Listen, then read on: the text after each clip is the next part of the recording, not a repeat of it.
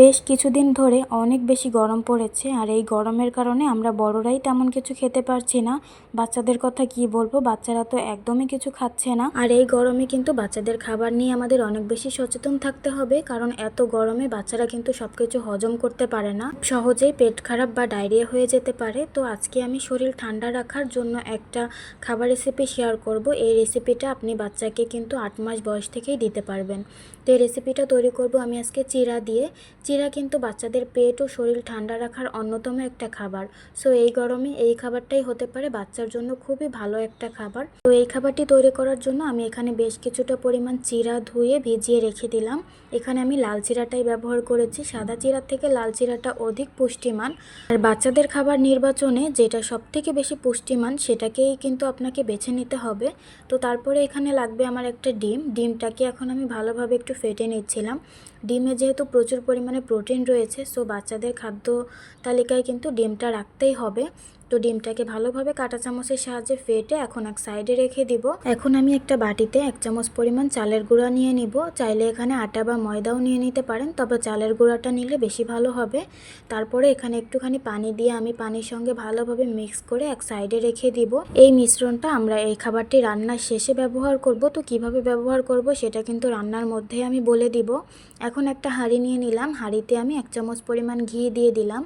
ঘিয়ের মধ্যে এবার আমি যে চিড়াগুলো ধুয়ে রেখেছিলাম সেই চিড়াগুলো দিয়ে দিব। চিড়াগুলো কিন্তু ফুলে ডাবল হয়ে গিয়েছে। চিড়াটা যেহেতু অনেকক্ষণ ভিজিয়ে রেখেছিলাম, এই জন্য কিন্তু অনেকটা নরম হয়ে গেছে। তো সিদ্ধ হতে আর বেশিক্ষণ সময় লাগবে না। তারপরেও আমি এখানে একটু বেশি করে পানি দিয়ে দিব, যাতে খুব ভালোভাবে এই খাবারটা সিদ্ধ হয়ে যায়।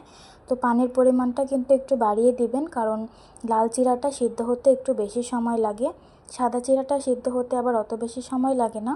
তো ভালোভাবে আমি একটুখানি পানি দিয়ে নাড়াচাড়া দিয়ে রেখে দিয়েছিলাম। এখন খাবারটি মিষ্টিযুক্ত করার জন্য একটা খেজুর ম্যাশ করে দিয়ে দিলাম। চাইলে এখানে তাল মিষ্টি বা অন্য কোনো ফলও ব্যবহার করা যেতে পারে, তবে খেজুর দিলে খাবারটা অনেক বেশি ভালো হয়। তো তারপরে ভালোভাবে একটু নেড়ে চেড়ে আমি এখানে একটা এলাচ দিয়ে দিলাম। যেহেতু এখানে ডিম দেব, এই জন্য ডিমের গন্ধটা যাতে না আসে, এই জন্য আমি এখানে একটা এলাচ দিয়ে দিলাম। এবার একটা ডাল ঘুটনির সাহায্যে ভালোভাবে একটু খাবারটাকে ম্যাশ করে নেব। চাইলে এখানে যে কোনো ম্যাশার দিয়েও ম্যাশ করে নিতে পারেন। তো তারপরে এখানে আমি যে ডিমটা ফেটে রাখছিলাম, ওই ডিমটাকে অল্প অল্প করে অ্যাড করে দিব। ডিমটাকে এভাবে আস্তে আস্তে করে মিক্স করে নিতে হবে, না হলে দলা পেকে থাকবে আর বাচ্চাদের গলায় আটকানোর একটা সম্ভাবনা থাকবে। তো ডিমটাকে আস্তে আস্তে করে এভাবে মিক্স করে দিয়েছি। এবার আমি চালের গুঁড়া আর পানি দিয়ে যে মিশ্রণটা তৈরি করে রেখেছিলাম সেটাই এই খাবারের মধ্যে দিয়ে দিব। এভাবে করে দিলে কিন্তু খাবারটা খুব বেশি ঘন হয়ে যায় আর আঠালো টাইপের হয়। বাচ্চারা খেতে খুবই পছন্দ করে এভাবে করে দিলে। তো তারপরে কিন্তু নিজের পছন্দ মতো ঘনত্বে নামিয়ে নিলেই খাবারটি একদম রেডি হয়ে যাবে।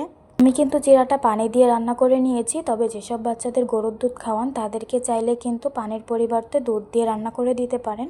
আর যাদেরকে ফর্মুলা দুধ খাওয়ান তাদেরকে এভাবে রান্নার শেষে দুধটা অ্যাড করে দিবেন। আমি বলবো এই গরমে বাচ্চাদের জন্য বেস্ট একটা খাবার এটা। চাইলে আপনিও আপনার বাচ্চার জন্য এই খাবারটি ট্রাই করে দেখতে পারেন।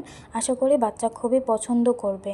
আর খাবারটি যেহেতু চিড়া দিয়ে তৈরি করা হয়েছে, চিড়া কিন্তু বাচ্চার ওজন বাড়াতেও সাহায্য করে আর বাচ্চার পেট এবং শরীর ঠান্ডা রাখে, কোষ্ঠকাঠিন্যও দূর করে। বাচ্চাদের জন্য খুবই পুষ্টিকর একটা খাবার।